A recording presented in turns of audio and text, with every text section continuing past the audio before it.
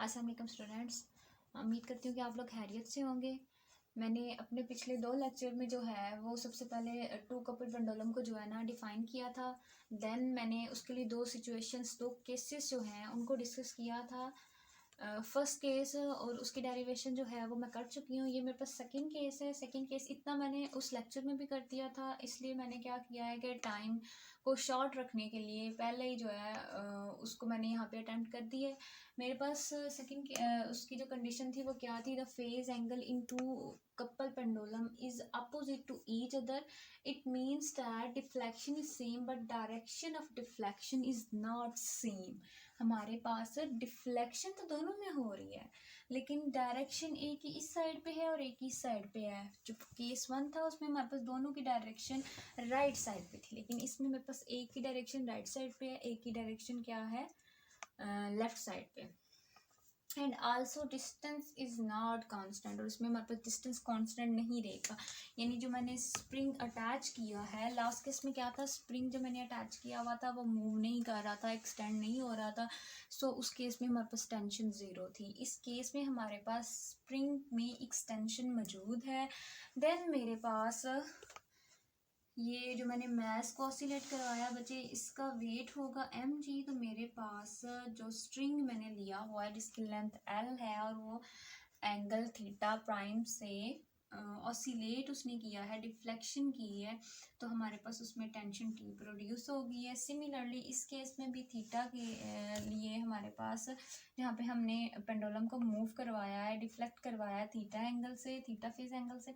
हमारे पास टेंशन जो है बच्चे वो T होगी। टेंशन हमारे पास कब आती है, जब हमारे पास डिस्टेंस सेम नहीं रहता। स्प्रिंग जो है मेरे पास एक्सटेंसिबल होता है, एक्सटेंड हो रहा होता है। नेक्स्ट अब हम लोगों ने क्या करना है, इसमें टाइम पीरियड और हमारे पास जो इसके सिंपल हार्मोनिक मोशन या रोटेशन में हमारे पास फोर्स आ रही होती है टॉर्क की फॉर्म में, उसको फाइंड आउट करेंगे। आगे नेक्स्ट हम लोग उसके लिए एंगुलर वेलोसिटी फाइंड आउट करेंगे। तो सबसे पहले हम लोग क्या करते हैं, सेंटर ऑफ मास का मेथड अप्लाई करते हैं। मैंने क्या कर दिया है कि सेंटर ऑफ मास के लिए वर्टिकल इसका कंपोनेंट ले रही है। तो मेरे पास बच्चे सेंटर ऑफ मास, पहले मैंने क्या है, टेंशन प्रोड्यूस हो रही है, स्ट्रिंग में एक्सटेंशन आ रही है horizontally.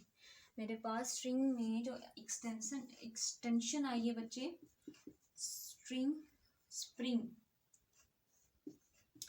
Spring is extensible horizontally। So T is produced। ये टेंशन है बच्चे मेरे पास, क्योंकि टाइम पीरियड और टेंशन के लिए T यूज हो रहा है, तो उसमें कन्फ्यूजन ना हो, मैंने इसको TS से डिनोट करवा दिया। Tension is produced. अब हमने नेक्स्ट क्या किया था, वर्टिकली एक सेंटर ऑफ मास जो है वो प्लेस करवाया था। इस सेंटर ऑफ मास के प्लेस होने की वजह से मेरे पास बच्चे ये पेंडुलम जो है इससे सेपरेट हो जाएगा। मेरे पास ये पेंडुलम जो है सेपरेट हो जाएगा। तो इस केस में क्या हुआ है, मेरे पास पेंडुलम एक जो ऐसे सेपरेट हो गया है, तो मेरे पास जो स्प्रिंग कांस्टेंट मैं क्या ले रही थी, के ले रही थी वो मेरे पास डबल हो के के इक्वल आ जाएगा 2k। अब नेक्स्ट हम लोगों ने क्या करना है, सेंटर ऑफ मास जो है वो कभी भी हमारे पास हॉरिजॉन्टली जो है वो मूव नहीं करता, वर्टिकली मूव करता है। तो इस केस में सबसे पहले हम लोग इनर्शिया लेते हैं फॉर पॉइंट मास। हमारे पास इनर्शिया की वैल्यू होती है I is equal to mr²। यहाँ पे r की जगह पे हम लेंथ ले रहे हैं, तो बेटा ये मेरे पास आ जाएगी ml²। मैंने लास्ट पे ये मेंशन किया था s, तो बच्चे s अगर हम फ्रॉम द फिगर देखें तो हमारे पास s इक्वल आता है फ्रॉम फिगर s आ जाएगा l थीटा। नेक्स्ट हम लोगों ने क्या किया है कि हमारे पास फोर्स जो है, ये जो हमारे पास हमने सेंटर ऑफ मास प्लेस करवाया है, इसकी वजह से जो फोर्स इसके ऊपर अप्लाई हो रही है बेटा वो हमारे पास इक्वल आ जाएगी, जो हमारे पास स्प्रिंग की फोर्स होगी बच्चे वो हमारे पास आ जाएगी 2 kS। अगर हम एस की वैल्यू पुट करें तो हमारे पास 2 kL थीटा। तो हमारे पास बेसिकली ये जो है मोशन हो रही है वो रोटेशन में हो रही है। तो बेटा रोटेशन में हमेशा हम फोर्स को रिप्रेजेंट करते हैं टा से। फॉर ऑसिलेशन आप कह सकते हो, ऑसिलेशन फोर्स हमारे पास फॉर ऑसिलेशन फोर्स टा जो है वो आ जाएगा 2 kL थीटा। ये तो हमारे पास क्या थी, स्प्रिंग की वजह से फोर्स अप्लाई हो रही थी। अब हमारे पास जो मास की ऑसिलेशन की वजह से फोर्स आएगी वो बच्चे ये टा 1 इसको हम नाम दे देते हैं। हमारे पास टा 2 की वैल्यू आएगी। अब यहाँ पे मैंने एक और चीज़ मेंशन नहीं की हमारे पास, और ये कैसे फोर्स पैदा होगी, वेट की वजह से। और वेट मेरे पास क्या होता है mg sin थीटा, जो कि हमारे पास क्या कर रहा होता है, न्यूटन थर्ड लॉ के अकॉर्डिंग एक्शन का रिएक्शन हो रहा होता है। ये बेटा बच्चे हमारे पास मास का एक्शन है और ये टेंशन जो प्रोड्यूस हुई है वो रिएक्शन के तौर पर प्रोड्यूस हुई है। अगर मैं यहाँ पर टाटो की वैल्यू लिखूँ तो वो मेरे पास बेटा आएगी mgs। एस की वैल्यू पुट करूँ तो मेरे पास ये आ जाएगी mg l थीटा। और ये जो टा 1 बच्चे मैंने लिया था उसमें हम लोगों ने जब स्प्रिंग कांस्टेंट को क्या किया है, डबल कर दिया है, तो हमारे पास लेंथ भी डबल हो जाएगी, यानी एल का स्क्वायर आ जाएगा। नेक्स्ट हम लोगों ने क्या करना है, ये तो था हमारे पास जो ऑसिलेशन रोटेशन में टार्क आ रहा है। तो हमारे पास टार्क मीन टू से डैड ये हमारे पास फोर्स जो हमारे पास मिल रही थी हमें वो थी। अब हमने वो फोर्स जो खुद से अप्लाई की थी इसको डिफ्लेक्ट करवाने के लिए, ऑसिलेट करवाने के लिए, वो हमारे पास टार्क रोटेशनल इनर्शिया में फोर्स की इक्वल आता है और वो आता है आई अल्फा। यहाँ पे अगर मैं क्या करूँ, आई की वैल्यू पुट कर दूँ बच्चे, मेरे पास आ जाएगी एम एल स्क्वायर। और अल्फ़ा को अगर आप डेरिवेटिव में देखो तो बच्चे वो मेरे पास इक्वल होता है थीटा डबल डेरिवेटिव। अब मैं क्या करने लगी हूँ, मेरे पास ये जो इक्वेशंस आई हैं और ये जो टार्क की इक्वेशन आई है बच्चे, इन दोनों को कंपेयर करने लगी हूँ। ये मैं इनको नाम दे देती हूँ 1 और इनको नाम दे देती हूँ 2। तो मेरे पास टा इक्वल आ रहा है यहाँ पे, टा इज इक्वल टू टा 1 प्लस टा 2।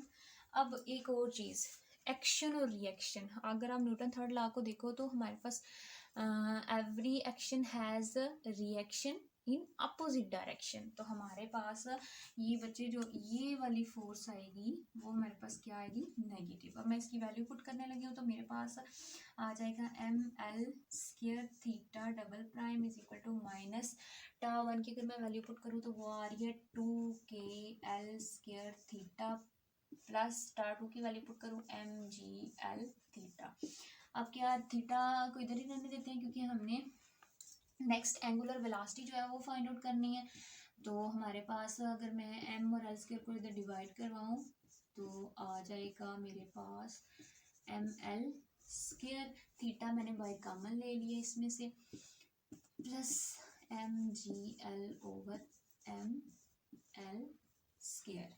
बेटा ये एल स्क्वायर इससे कैंसिल हो जाएगा हमारे पास, और यहाँ पे एम से कैंसिल, एल एक एल से कैंसिल, तो थीटा प्राइम की मेरे पास वैल्यू आ गया minus 2k over m plus g over l। ये मेरे पास वैल्यू आ गई है थीटा की। अगर मैं इसको दूसरी साइड पे ले जाऊँ तो मेरे पास थीटा प्लस थीटा आ जाएगा 2k over m plus g over l। तो ये तब थी जब मैंने क्या किया था, इसको सेपरेट किया था। अगर मैं क्या करूँ, इसको टोटल के लिए लिखूँ तो बच्चे वो मेरे पास वैल्यू आ गई theta plus theta double derivative into के हमारे पास फिर सेपरेट हो जाएगा, जो टोटल के लिए हमने लिया था g ओवर l। यहाँ से अगर मैं एंगुलर वेलोसिटी जो हमारे पास आ रही है उसकी वैल्यू लिखा तो वो मेरे पास आएगी, मेगा आ जाएगा is equal to k over m plus g over l। अगर इसमें मैं देखूं तो मेरे पास जो आ रही है पेंडुलम की वैल्यू बच्चे, वो मेरे पास पेंडुलम की वैल्यू आएगी K/M। आप सिंपल पेंडुलम में भी देखो तो इसकी यही वैल्यू आती है स्क्वायर रूट में। और हमारे पास जो स्प्रिंग के लिए आएगी वो G/LIB। तो यहाँ पे अगर आप इस टोटल को लिखो तो हमारे पास ओमेगा स्क्वायर जो बेटा आ जाएगा इक्वल टू ओमेगा पी, या आप ये कह सकते हो कि हमारे पास ओमेगा आ जाएगा इक्वल आ जाएगा स्क्वायर जो हमने वेलोसिटी ली थी पेंडुलम के लिए प्लस जो वेलोसिटी हमने ली थी जो हम क्या ले रहे हैं स्प्रिंग के लिए। बेटा ये था हमारे पास, हमने इसके लिए जो फाइंड आउट करना था फोर्स फाइंड आउट करनी थी, देन हमने थीटा की वैल्यू फाइंड आउट करनी थी और एंगुलर फ्रीक्वेंसी फाइंड आउट करनी थी।